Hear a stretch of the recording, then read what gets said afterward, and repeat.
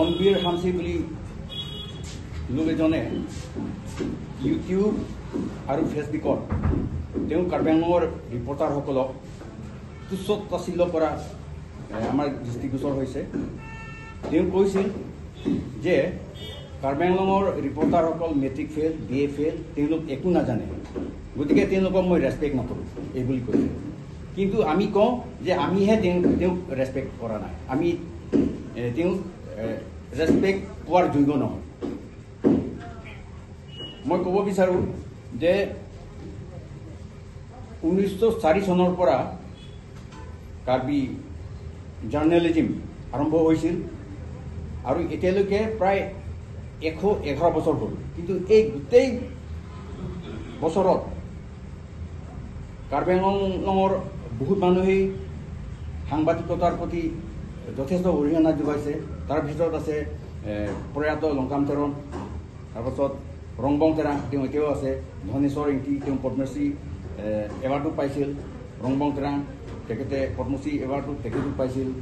Doctor ধৰম সিং তেৰণ তেখেতে doctorate honorary doctorate degree লাভ কৰিছিল।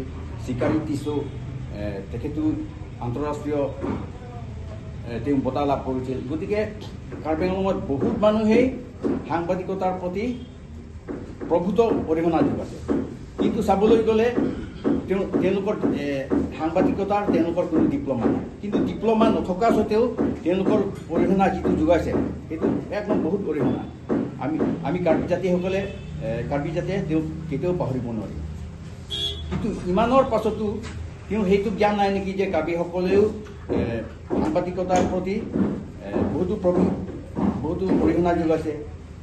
কিন্তু মই সুধিব বিচাৰিছোঁ, এই ৰণবীৰ হামছে তেখেতৰ কি অৰিহণা আছে? তেখেতে কিতাপ এখনমান লিখিছেনে? নাই।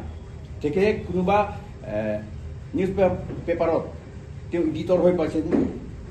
গতিকে তেওঁৰ যিটো কণ্ট্ৰিবিউশ্যন অৰিহণা সেইটো শূন্য, তেওঁৰ কোনো অৰিহণা নাই। গতিকে কাৰ্বি আংলঙত শিক্ষাগত অৰ্হতা নথকাবিলাকো সাংবাদিকতাত সোমাইছে। কিন্তু তেওঁলোকে পৰ্বতে পাহাৰে চুকে কোণে সকলোতে গৈ পেলাই নিউজ সংগ্ৰহ কৰে।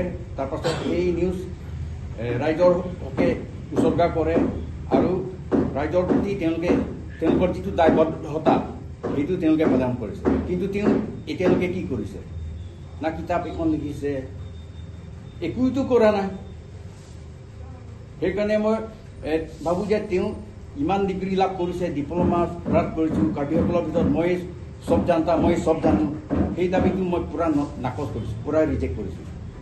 কাৰণ যিসকল জানে, জ্ঞানী মানুহ হয়, তেওঁলোক কেতিয়াও মই ইমান জানো বুলি দাবী নকৰে।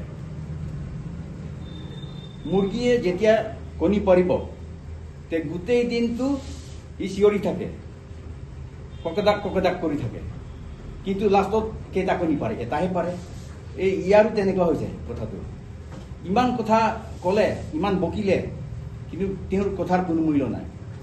আৰু মাছ পানীৰ ভিতৰত থাকে, কিন্তু মাছে মনে মনে থাকিও হাজাৰ হাজাৰ কণী পাৰে। তে কোনটো ভাল? গতিকে কাৰ্বি আংলঙত জনা বুজা বহুত মানুহ আছে, জ্ঞানী মানুহ বহুত আছে, কিন্তু তেওঁলোক কোনেও মই ইমান কৰিছোঁ বুলি কোনেও দাবী কৰা নাই। পদ্মশ্ৰী এৱাৰ্ড পোৱাসকলেও মোক লাভ কৰিছোঁ, বঁটা লাভ কৰিছোঁ, সেইবুলি কোনেও দাবী কৰা নাই। কৰিছে নেকি? কৰা নাই। আৰু যোৱা 30-40 বছৰ ধৰি সাংবাদিকতাত থকা মানুহবিলাকে বহুতো অৰিহণা যোগাইছে কাৰ্বি জাতিটোৰ প্ৰতি। কিন্তু এই হামচি বুলি মানুহজনৰ কি কণ্ট্ৰিবিউশ্যন আছে? তেওঁ আমাক কাৰ্বি আংলঙৰ ৰিপৰ্টাৰবিলাকক ৰেচপেক্ট নকৰোঁ বুলি কৈছে। আমিও ৰেচপেক্ট নকৰোঁ তাক। ৰেচপেক্ট কৰিবলৈ তাৰ কি আছে? একোতো অৰিহণা নাই। গতিকে আমি সংবাদকৰ্মীসকলে তেওঁৰ এই বক্তব্যক গৰিহণা দিছোঁ, তীব্ৰভাৱে গৰিহণা দিছোঁ আৰু তেওঁক বিচাৰ কাঠত আমি থিয় কৰাব লাগিব। গতিকে আমি অতি দুখেৰে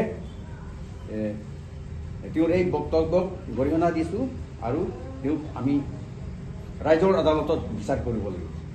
এইটোৱেই।